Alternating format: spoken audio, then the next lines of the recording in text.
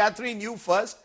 Is America stunned by the scale of the defeat that Kamala Harris has suffered? There was a sense of a dead heat, but Donald Trump has won the popular vote as well, something that he didn't in 2016 when he defeated Hillary Clinton. Yes, Rajdeep, first of all, thank you for having me. It's always a pleasure. I don't want to speak for all America because I'm one person and it's very early yet, but I think people are surprised at the size and the definitive nature of Donald Trump's victory today. You're right, the polls showed a much closer race. For various reasons, pollsters have tended to undercount Trump supporters. There are a lot of controversies why that's true. There was some thought, I confess, I was one of these people who thought maybe this time it would be Kamala Harris's supporters who in some places would also be undercounted. That didn't sort of pan out. But there are a lot of surprises that need to be parsed out. One is the gender gap that you all covered just now. He basically... Kamala Harris got fewer women votes than Joe Biden had, and that was not expected. Let me just put some of those factors out there and then get our guests, both from the Democrats and the Republicans, to respond to that. These are the factors that I believe made a huge difference today. If we can put why Trump won. First, as I keep saying, is the economy stupid? Donald Trump was seen as better at economy management and handling the economy. That was his big trump card, if you want to call it that. High inflation became a key factor, especially in the last few months. The gender gap that was spoken about didn't help Kamala Harris. Men certainly voted in large numbers for Trump, but importantly, Kamala Harris wasn't even able to retain the base vote in the key swing states. That became a major issue compared to Joe Biden. Trump's anti-immigration stance certainly helped him, particularly in the border states. So really, when you look at it, Trump really trumped Kamala from various angles, whether it was economy or immigration. Let's get in the views first of Ajay Jain Bhuturia, your Deputy National Finance Chair of the Democrat. Let me get Sajid Tarar first, Republican Party leader, joining me. Sajid Tarar, congratulations, big day for the Republicans, but is this Trump's victory or a victory for the Republican Party? Matter of fact, it's a victory, but it's a last 4 years of failed policies of Biden, Harris administration. And this is first time in the history. What was the Joe Biden's and Harris administration? It was extension of Obama policies. They were calculated by President Xi, President Putin. So and inflation, you are saying, one of the biggest reason was inflation. 21 million unvetted illegal immigrants, they are here. Last sentence, what Donald Trump said in Michigan, America is occupied. America is occupied. So the thing is this, last 4 years were chaos due to the weak foreign policy, the America-China alliance, the new fronts. We were almost at the verge of Third World War. Thank God the America is normal and the world will become normal today. You know, you're sort of railing against the Harris-Biden or Biden-Harris administration on immigration. You presumably also are a beneficiary of U.S. welcoming and embracing immigrants from across the world, and yet today you're standing with Donald Trump.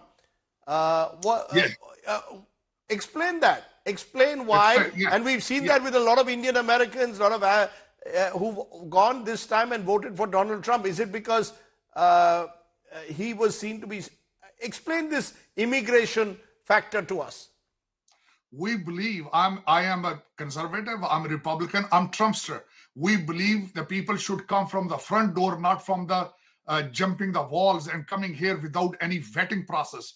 And second thing is this, if somebody does not believe in American values and cannot respect American values, they are not supposed to be here to begin with.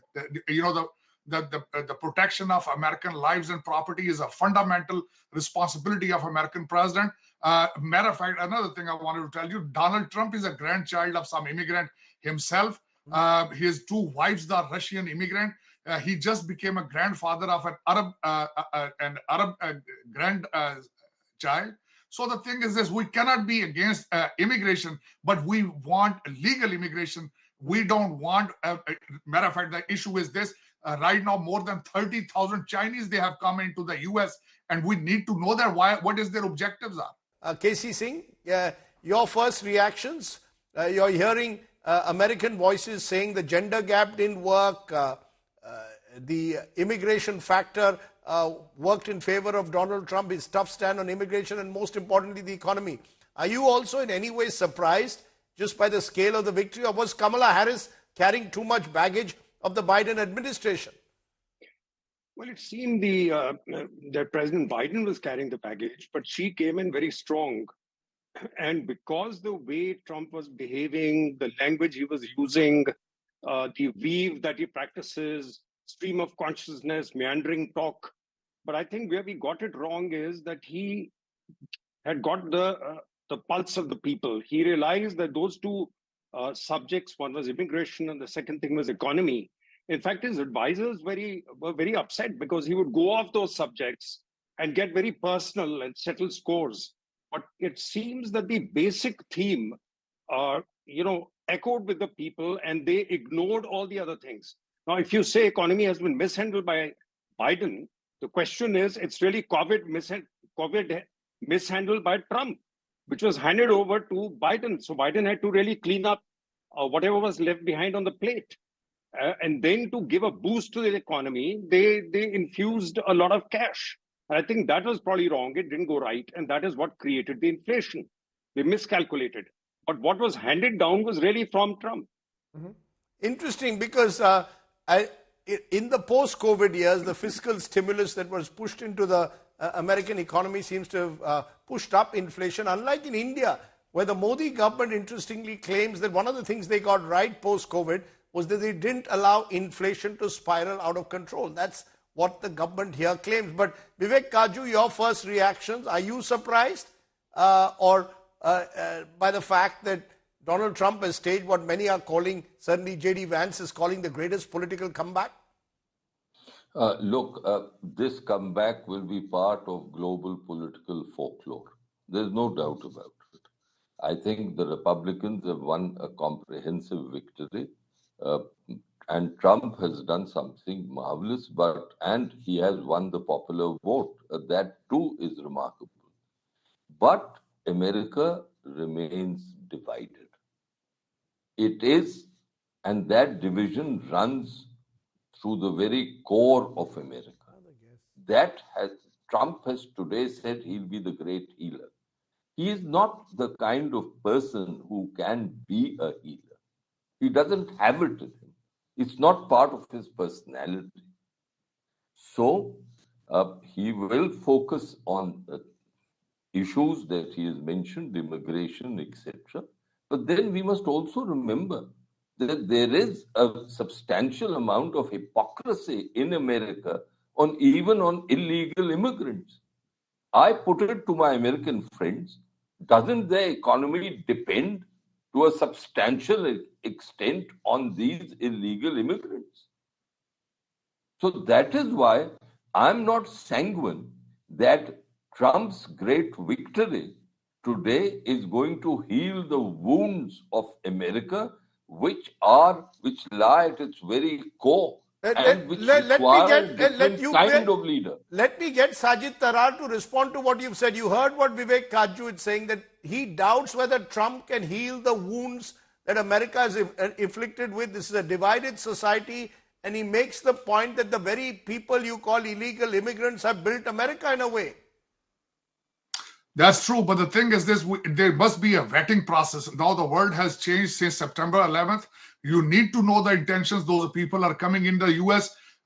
Exactly. Yesterday, Donald Trump, after casting his vote in Palm Beach, Florida, he again addressed that more than 13,000 murderers or criminals from the prison systems of South America, they have entered in the U.S. And like earlier I mentioned, more than 30,000 Chinese have entered the border from the Mexican side. So we are safety first. The world has changed. What you are talking about 1800th century and 1700th century, the immigrants. I am an immigrant myself, but I came from the front door and I did not come here with the malintentions. So these things Americans need to focus on it.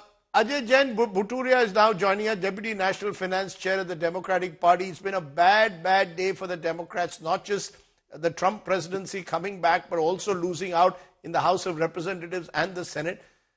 Is there going to be any introspection in the Democrats, Mr. Bhuturia? What went wrong? Should Joe Biden have stepped down, as some believe, a year ago, given whoever was going to replace him, whether Kamala Harris or maybe a more middle-of-the-road Democratic figure, at least a year to take on a Donald Trump? Well, first of all, let me congratulate President-elect Trump. And the American people have decided to hand the charge to him to handle the economy, immigration, crime, and everything else. So that's the choice that America made clearly. Kamala Harris inherited the campaign 117 to 120 days back. And the country got to know her more and get to know her what she stands for. And basically, the people on this team, we did everything we could. But I think America had made a choice and they wanted a change, and we respect that, and the country needs to move forward together. America wanted a change, and that word change is increasingly, of course, being used across the world. Catherine Hada, is that how you see it? That this was a vote for change. We're seeing this across in 2024, across the world. Incumbents have lost out. I'm going to give a list in a moment of all the incumbents who've lost out this year. Rishi Sunak was completely blown away in the United Kingdom. And you even see in some smaller countries, incumbents have lost out. Many believe it's because the economy post-COVID has hurt.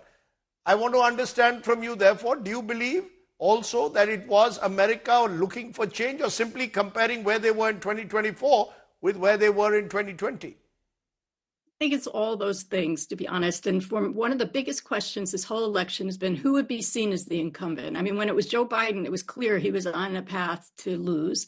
And so Kamala Harris, I think she ran a very good campaign, given a very difficult task she was given, which was to prove she wasn't the incumbent, but she couldn't disown the administration she had been in. So the answer came in very resoundingly that the incumbent was seen as this administration and not the Trump administration. I just want to get back a little bit to immigration, just to make one point. There are about, according to the Pew Institute, there were from 2022, there were something like 7.25 lakh illegal Indian immigrants in this country. So this is one of the issues that I think is going to come up between our countries, even though, overall, I think there's bipartisan support for a strong U.S.-India relationship. But we're going to have some bumps in the road on our own relations as well, I believe.